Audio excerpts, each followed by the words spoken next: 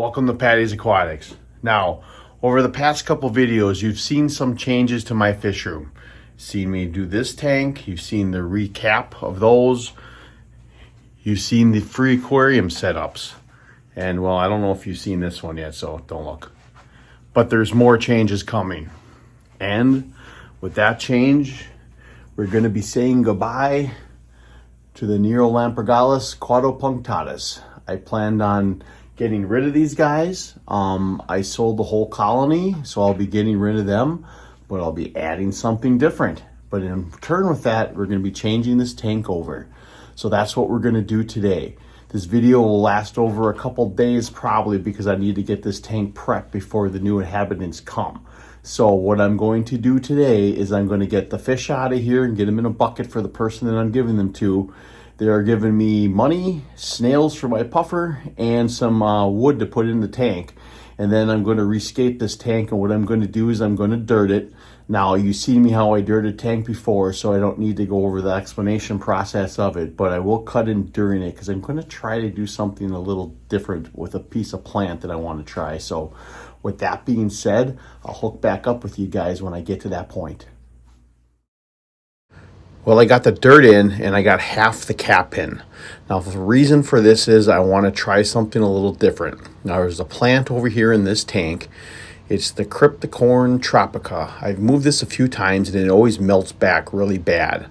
So I have an idea. I would like to try to put the cap around the roots in hopes of maybe, just maybe, that I can get it to not melt back. So that is the plan. I want to try to put it down into the sand and then finish the cap off on this tank around the roots, really hoping not to disturb them too much, like I said, in the hopes of it not melting. Well, I got the cap in all around the crypt now, so let's fill her up and finish this scape, and then I'll let you see what it all looks like. Well, it's been a few days since I escaped this tank. Things just didn't work out how I had planned, which happens sometimes. I wound up getting the fish before I could even get the wood to escape the tank. So what I did was I put the fish in and then I escaped it, and I really didn't have a chance to record myself doing it, so I just did it. So it's not the typical way that I obviously like to do it. Obviously, I want to put my wood in and escape it with the plants and then add the fish. Just didn't work out that way, that's all. But I do love the way that it turned out. Now the wood, I really like the look of it, and I put it into the corners, then I added plants to it. Like on this side, I've got some pearlweed, some dorsage, ludwigia, and some moneywort. And then on this side, it's the same type of plants. I got the cryptocorn, the moneywort, ludwigia, and dorsage, and I unfortunately had to move the crypt anyway after all that rigmarole and hassle of trying to do it that way. The wood just did not fit there, so I had to move it anyhow. But now you're probably going to start to ask, what fish did I add? Well, there they are. A breeding pair of silver veil angelfish. These fish are just awesome. They were a little skittish the first day or so, but now they are just hungry and eating and interacting, and I love them, and I think they are just gorgeous looking. So I'm really excited to get these guys to start to breed. Now to go a little more in depth with the hardscape, I guess, the pieces of wood still floated, so I had to put these rocks on top of them. My plan was just to keep them on there until they would sink, but I kind of actually like the look of it, and I think it kind of fits in. And then also I have those two little pieces of Java fern plantlets, if you can see in the middle there. Those are just floating, and they stuck there until I decide where I want to put them. Well, now you're probably going to be thinking, what is that black thing in the middle of the tank? Well, I got those actually from the guy that I got the angels from. He uses them for breeding his angels. They're actually a coaster, which I believe is like a ceramic material. He puts them all over his tanks for them to breed, and they bred on them the night before I got them. So I put it there to see what happens. Now this is the male right here in the center, and then that is the female up there, the silver one. Like I said, I can't wait for them to start to breed so I can figure out how to do this all. I've never bred angels or owned them before, so I'm excited to have a new fish to try to breed. It brings the excitement back. I love the shell dwellers that were in this tank previously, but I had bred them enough where just like the excitement of it lost. And if I had a bigger tank, they'd be cool, but like this is something different now. I can try to breed these guys with eggs, remove them, and try to grow the fry up. So I'm very excited for this part of it. I also really have no plans to put any other fish in here. I want to keep it strictly this pair. Eventually, I may try to see if they can raise their own fry in this tank, but that'd be about it. But other than that, yeah, I'm super excited for this. And, you know, I got these fish for some Java fern.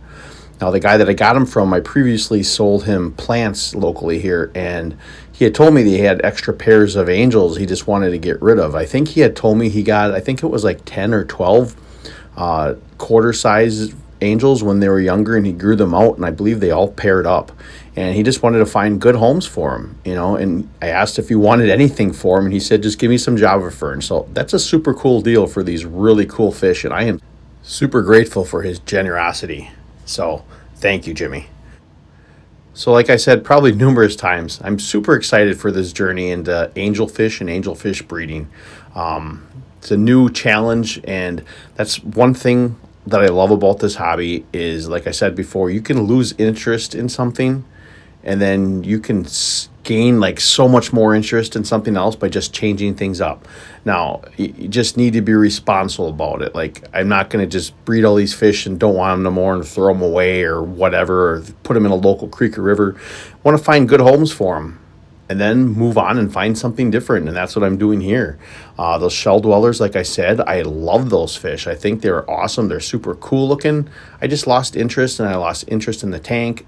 And I just needed something fresh to pique my curiosity again. And that's what these guys are. My angelfish here, this breeding pair of silver veils. Well, I hope you liked this video. I really enjoyed aquascaping this tank. I really had fun kind of using my creative juices trying to figure out things for this tank. I'm really starting to have fun with doing these tanks. I don't know what I'm going to do with myself when I'm done with them. And I enjoy these angelfish. These fish are really cool. And I want to give a special thank you to Jimmy, who gave me these this pair of angels. It was very kind of you, and I greatly appreciate it. And I'm very much going to enjoy watching them and hopefully have them breed for me. That being said, this isn't the last of the changes in my fish room. This tank over here is going to be the next one. I've got big plans for this one. That's my red dragon guppy tank. I've already started pulling plants out of there, some for in here and some for another tank that you've already seen. And I'm going to create something different there. So I will be getting rid of my red dragon guppies as well. There'll be another change coming. I'll keep a few of them for, well, something else, but this tank is going to get a whole new inhabitants and a whole different aquascape, which I'm kind of excited to try. So if you want to see that, make sure you go to my channel and hit that subscribe button. But don't forget to hit that notification bell, because you do not want to miss any of these upcoming projects. That being said, thank you very much for watching, and I really hope to see you next time here at Patty's Aquatics.